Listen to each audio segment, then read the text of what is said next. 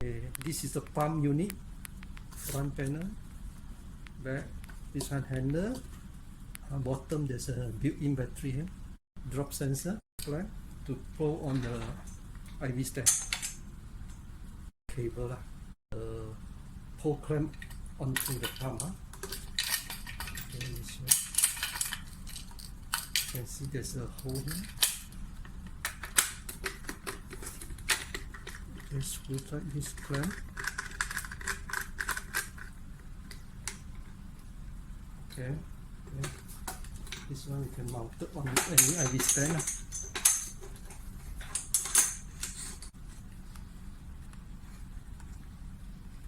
This is how we fix the drop sensor onto the pump.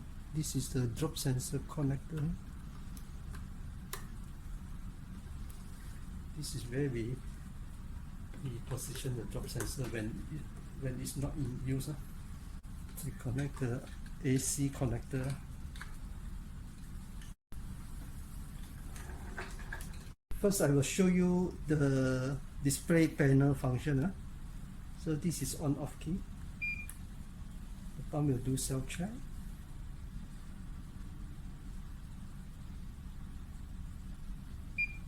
You can see here, now this is battery indicator, 3 indicator, meaning the built-in battery is fully charged, but there's no AC indication here because I haven't switched on the AC cord power cable. If I switch on now,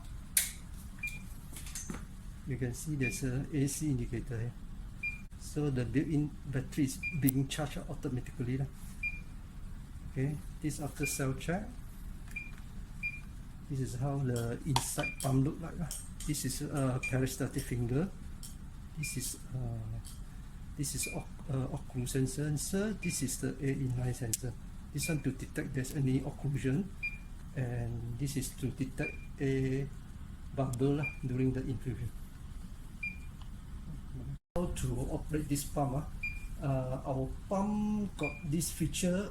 That means ours is open system. We can accept others common IV set in the market. So in that case, I show you how we operate it.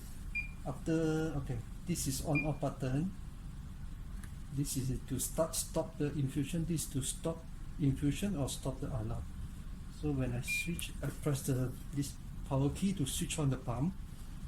So they will do the self checking. If there's any wrong, any malfunction, the pump will alarm. So in this case, the pump is being checked and is okay for us to start operate the pump.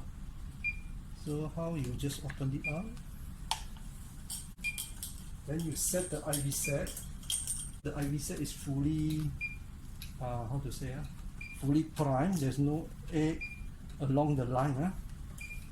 So before you set, you have to clamp this one IV clamp hole. IV clamp. So follow the arrow down here. Go through the finger. Go through this one clamp. Then you bring the door close. Okay. Then you apply the drop sensor above the nozzle, above the solution surface and below the nozzle. Then, okay, you have to confirm the IV set you use. So presume this one you are using the common set. So there's a general 20. If you want to change the set, you press the IV set, press the up down key here. So general 20 is a common IV set. Currently, General Hospital supplied by the store is a general IV set, is general 20. If you are using the top H, then it's a top H. Light will on. This 60 is for the micro drip type. This is top H20 adult. This general 60. So if you are using the hospital like micro drip chamber, you can select general 60. So our pump can use on the adult ward and also pediatric ward. So for this demo purpose, I'm using, this is a normal type IV set. So we should go for top general 20. After you confirm the IV set, you press the limit. So this is your preset limit. So this is to determine how much infusion volume you want to give the patient. So for our case, you can, this one is no setting. If you want to set, you can set from 1 up to 9,999. So for demo purpose, I set 5 mil. So after that, you go down here, rate, you press with this one to key in the infusion rate. Okay. So this is maximum for 20 general set, 20. It's running on mil per hour. So very easy. Start our operation step is from up to down, very sequential. On, confirm the IV set the limit, set the rate, then you can press start. Before you start, you release the clamp. Then this one go to the patient, start venipuncture, then you can start. Okay, this one is this alarm actually to indicate your total volume set. Preset is actually lower than the infusion rate. So you just silent one more time, then start. If let's say your preset volume is higher than infusion rate, they won't have this alarm. So during the infusion, you can see this indicator of drop is blinking, means there's a drop detected, and the operation green light is flashing here.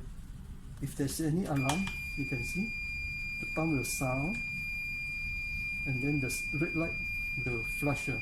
What you can do is just silent by pressing the stop. This one is stop infusion, also stop the alarm sound. Then after that, you rectify the problem. In this case, it's door. You can see door. Rectify and press one more time. Then start again. Alarm feature, first is the occlusion. So let's say during the infusion, there's blockage along the line. You can see here, occlusion. You can hear the sound. The red light will blink. What you can do, first step, you silence the alarm sound first. Then from this one indication, you know it's occlusion. So you release the occlusion along the line. Then before you start again, you have to press one more time, silent, stop key here, yellow key here. Then after that, you can restart by pressing start. Show you if there's a, let's say during the infusion, the door is accidentally open. Okay, you can hear the sound. Now you can see the door light on here. What you can do, silent it. You know this is door, it's not proper closed. Please close it back. Press one more time. And start again. So another one is, if I want to show you, let's say there's empty. Let's say empty solution. There's no drop detected. Presume this bottle is empty. So you can see here, empty here. What you can do, silent.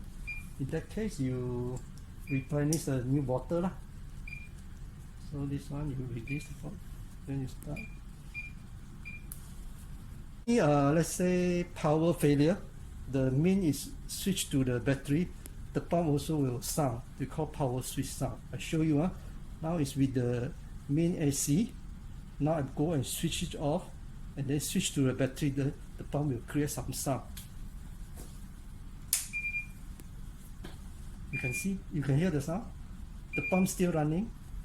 Green light still blink, but the sound is alarm to let the nurse know the pump source is from the main. Now switch to the built-in battery. To stop the sound, you just press silent. Then you know now it's running on the battery.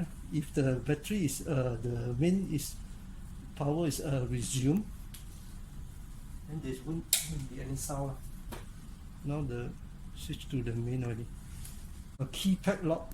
So it means during the infusion operation, actually you want to avoid like a handphone keypad lock. What you can do, there's a keypad indication here. You have to go behind the pump. There's a keypad button here. You press. And now the pump is under keypad. You see? So you cannot start, stop. Cannot change the rate. Basically, So to how to say, unlock it, you just press the keypad button here again. This is unlock. To actually deliver purge or the so-called bolus infusion. So during the infusion, you cannot do the bolus just pressing this one. You have to suspend first by pressing stop infusion. Then after that you press a purge key here, the arrow to arrow down, you press. Then the screen here show PRG. Without release your finger, you press one more time. So you can see the red light here will blink, and then the drop will be blinking more faster because now it's purging. If you observe on the drip chamber, you can see the drop is going down very fast. So during the purging, actually the pump run at the maximum rate of this IG set. So after the targeted meal of the bolus, you can release your finger. Then the bolus volume will add up to the existing total volume. So this is true. Then you just start again. During the infusion, the user can check the how many ml being infused to the patient. In this case, it's 5 ml. So let's say, okay, if you want to stop the total volume here, the recorded in the palm, you can suspend first. Then you press this clear key here. Clear key. Okay. The 6 ml already deleted. Then you can start. So this is start. 6. Show you how to stop the infusion and take out the IV set. What you can do is just stop it. Then before you open, you close the clamp here. Make sure there's no free flow. Then you open the door. Okay, then you just press this. Then you can take out this one out and close back the door. Okay, for more detail of operation, you actually can refer the operation guide attached in the box of the pump. Inside this will show you all the alarm feature, the spec, how to operate it. Thank you.